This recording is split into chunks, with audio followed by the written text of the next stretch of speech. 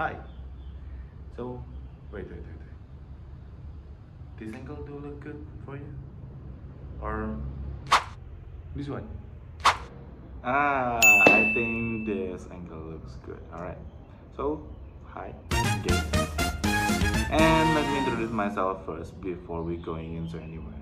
And hi again and again. My name is Muhammad Zaki Sabir, but everyone calls me Jack. And I'm here to tell you about one journal called Persepsi Siswa Kelas 11 IPA tentang komunikasi instruksional guru bidang studi matematika di SMA Negeri 10 Bekasi. So, that's exactly the title. And I think let's go to the topic. So, before we get any further, I will tell you about communication first. Because every human being in this world, there is none of one people that don't go into a communication. So basically, in the whole world, every people and every human being doing communication between 75% until 90% of their activity in a day. And basically the time when they spend communication in their life and in their day, it's around 5% for writing and 10% to reading, 35% to talking, and 50% to listening. So basically everyone doing communication. Jadi kalau menurut Everett M. Rogers, komunikasi adalah proses di mana suatu ide dialihkan dari sumber kepada suatu penerima atau lebih dengan maksud untuk mengubah tingkah laku mereka. So basically this journal is talk about education, right? And in education there's gonna be some communication. Contohnya, semisalkan ada guru yang sedang menerangkan materinya ke murid-muridnya, itu juga komunikasi, karena bagaimana caranya seorang guru dapat memaparkan materinya yang dapat dimengerti oleh siswa-siswanya. Atau ketika siswa tersebut diperuntukkan untuk berkelompok, otomatis di situ juga akan ada komunikasi di antara satu siswa dengan siswa lainnya, di mana mereka saling berkomunikasi agar tercapainya tugas yang diberikan. Namun, terkadang tujuan komunikasi pendidikan atau tujuan belajar sering tidak tercapai akibat dari kurang atau tidak berfungsinya unsur-unsur komunikasi di dalamnya, atau setidaknya tujuan pendidikan tidak tercapai karena penerapan komunikasi yang keliru. Jordan pernah berkata bahwa tidak ada perilaku-perilaku pendidikan yang tidak berkaitan dengan komunikasi. Lebih khusus lagi dalam prakteknya. Maka dari itu komunikasi ini disebut komunikasi instruksional, yang berarti komunikasi dalam bidang instruksional. Ketika ada pertanyaan, what is komunikasi instruksional? So basically, komunikasi instruksional adalah komunikasi yang berada dalam bidang instruksional. Instruksional itu sendiri, istilahnya berasal dari kata instruction. Ini bisa berarti pengajaran, pelajaran, atau bahkan perintah, atau bahkan instruksi. So, in this journal we talk about persepsi also.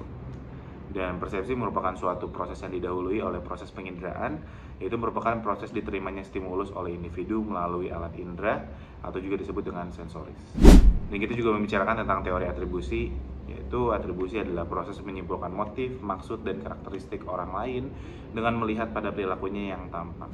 Dalam kerangka pemikiran penulis meneliti persepsi siswa kelas 11 IPA tentang komunikasi instruksional guru bidang studi matematika, persepsi ini dibagi menjadi dua faktor yang dijadikan indikator, yaitu yang pertama, pengaruh faktor-faktor situasional yang terdiri dari deskripsi verbal, petunjuk proksemik, petunjuk kinesik, petunjuk wajah, paralinguistik, petunjuk artifaktual. Lalu yang kedua, pengaruh faktor-faktor personal, terdiri dari motivasi dan kepribadian. Kedua faktor ini diuji dengan menyebarkan kuesioner kepada kelas 11 IPA. Kemudian, setelah mendapatkan hasil dari kuesioner, penulis melakukan analisis dengan menggunakan teori atribusi untuk mengetahui penyebab perilaku siswa yang telah diukur melalui persepsi siswa tersebut. And in this research, the writer use pendekatan kuantitatif, deskriptif yang bertujuan untuk menjelaskan berbagai kondisi, berbagai situasi, atau berbagai variabel yang timbul di masyarakat yang menjadi objek penelitian itu berdasarkan apa yang terjadi. Dan desain penelitian ini menggunakan metode survei.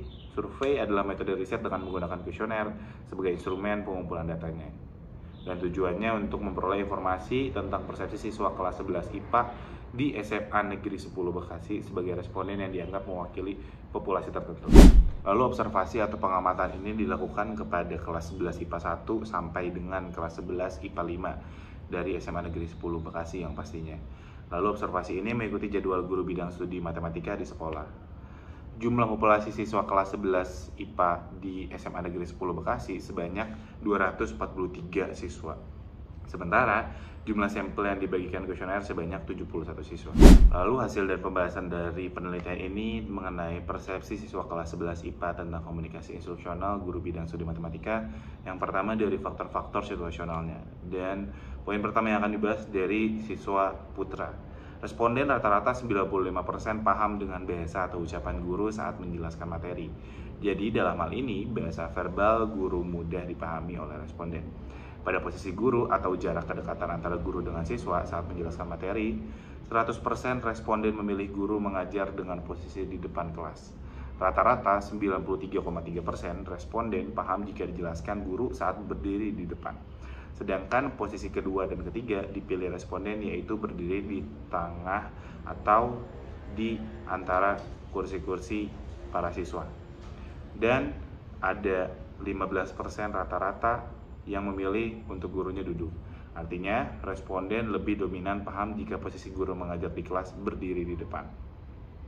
Alasan ini diperkuat dari angka-angka terbuka yang ditulis responden dengan memilih posisi guru berdiri di depan kelas karena ya alasannya lebih serius, lebih jelas, lebih mudah dipahami dan mudah dimengerti, lebih komunikatif dan tidak membosankan. Dan jika dilihat dari gestur atau gerakan tubuh guru saat mengajar, maka didapatkan bahwa rata-rata 39% responden menganggap gestur guru memudahkan atau memperjelas siswa dalam memahami materi. Alright, before we end the video, I want to say thank you to you guys that watched it till the end. And I want to say thank you to me, of course, because yeah, I'm doing this. And I want to say thank you to all the people in the credit title that I can mention it one by one in here. And I hope you guys doing great and doing well and take the positively things from this video. And you know what, I guess I have to signing out and see you next time. This is Jake or Muhammad Zaki Sabir signing out. Bye bye. Studi matematika di sekolah.